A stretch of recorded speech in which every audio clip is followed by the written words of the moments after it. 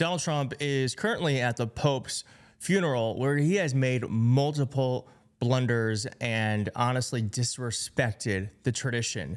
And while he was there, he was discussing war plans, apparently, with Zelensky. Here's the report. We discussed a lot one-on-one. This is Zelensky speaking, so we can actually believe it. Hoping for results in everything we covered, Zelensky wrote, "Protecting lives of our people, full and unconditional ceasefire, reliable and lasting peace that will prevent another war from breaking out. Very symbolic meeting that has the potential to become historic if we achieve joint results." I want you to look at this photo, and I just want to I want you to remember what happened to Zelensky when he was at the White House, because we're going to get back to that. Very important. And here he is discussing more, I mean, looking like just a total buffoon with actual world leaders. And you might remember just a couple of days ago, Donald Trump tweeted, "I'm not happy the Russian strikes on Kyiv. Not necessary and very bad timing. Vladimir, stop. 5,000 soldiers a week are dying. Let's get the peace deal done." Donald Trump said that he was going to get this done within 24 hours of becoming president. He's now said that that was a joke. Said I would fix that within 24 hours. And if I win, before I get into the office, I will have that war settled. 100% sure. Before I even arrive at the Oval Office, shortly after I win the presidency, I will have the horrible war between Russia and Ukraine settled, and we'll do it quickly. Before I even arrive at the Oval Office, shortly after I win the presidency, I will have the horrible war between Russia and Ukraine settled, and it will settle with Ukraine and Russia. I will get them to settle that war very quickly, even before I become president, as a president-elect. Yeah, and now there are reports saying that Donald Trump said that Trump was only joking about ending Russia's war in Ukraine in 24 hours, he says in an interview with Time. Was only joking. Well, it's not a very funny joke. And also, you weren't joking. You 100% meant it. And now we're almost 100 days in. And the best way you can think of ending the war is just by simply tweeting at Vladimir Putin to stop. Yeah, really great leadership. And Vladimir's not stopping, because Ukraine was hit by another night of deadly Russian strikes despite Trump's tweet. So he has no respect. Look at this. He has no respect for the United States or for Donald Trump. And it looks like the Vatican has no respect for Trump either, because Trump was put in a third-tier seat at Pope Francis's funeral. Here's why. U.S. President Donald Trump will not be seated in the front row of dignitaries at Pope Francis's funeral at St. Petersburg, or St. Peter's Basilica in Vatican City. In fact, he's not even seated in the second row. Trump will be seated in the third row, according to Telegraph. And here's why. From migration to environment in Gaza, Trump and the late Pope Francis did not see eye to eye on various issues. When Trump was running for president for the first time in 2016, Francis called him not Christian over his proposals to build a wall at the U.S.-Mexico border. Trump responded by calling the remarks disgraceful.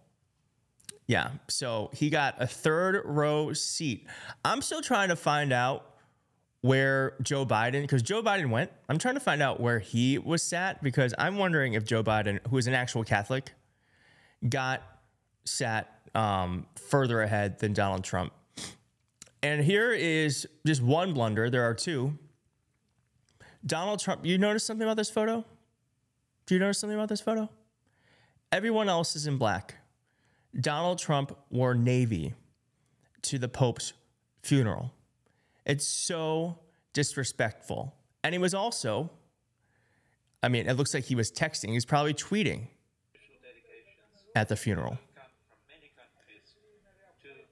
Look at Melania being like, "Are you fucking kidding me right now? You're texting at the Pope's funeral? You can't even pay attention for 5 seconds?"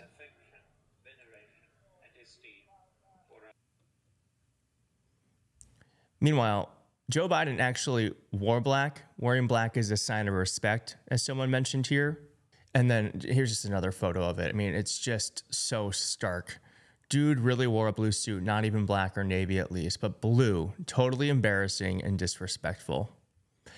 That's why I want you to remember that original photo, because Zelensky showed up in black. And do you remember Zelensky getting yelled at from Donald Trump and JD Vance because he wore his wartime outfit to the White House. Donald Trump can't even bring himself to buy or wear a black suit in respect for the Pope. And knowing what we know about Donald Trump and the Pope's disagreements, the Pope just wanting Trump to act like an actual Christian and Trump not wanting to, I would wager to say this was actually on purpose. And that's not the only thing that happened. Here, I want to see if you catch this. Gratia plena, Dominus tecum, There's benedicta Trump and tui Melania. mulieribus, et benedictus fructus ventris tui, Iesus. There it is. Santa Maria, Mater Dei, ora pro nobis peccatoribus, nunc et in hora mortis nostris. All right, so here's what happened. Trump, major blunder as he pays respect at funeral of Pope Francis. As he approached the coffin with his wife Melania by his side, people spotted that they thought looked like a major blunder. Attendees were able to approach the late Pope's coffin for a moment of prayer and reflection. One person wrote on X, and Trump and Melania, the only two stepping over the rug where Pope Francis' coffin sits when paying respect. Geez. Okay, so I'm not the only person who noticed Trump and Melania stepping on the rug. I'm sure they were given instructions to stay off the rug, but no. Yeah, they're not supposed to touch that rug. They're supposed to keep distance, and the tradition is to not touch the rug. But Trump and Melania have absolutely no class, no tact, and are just an embarrassment to us and to our country. And I just want to end with this because Joe Biden was there and everyone wanted a picture with Joe. Everyone wanted a picture with Joe. Look at this. Look at this. Taking selfie after selfie. Now, the New York Post is trying to make this a bad thing.